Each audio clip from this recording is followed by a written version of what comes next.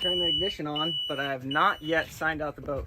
We have a system now that we have an alarm that will let you guys know and remind you to sign your boat out. It's the same system that's tied into our geofencing to let you know if you're in a dangerous area. So in about 20 seconds to 30 seconds, you guys will get an alarm that's quite audible that'll let you know, hey, did you forget to sign out?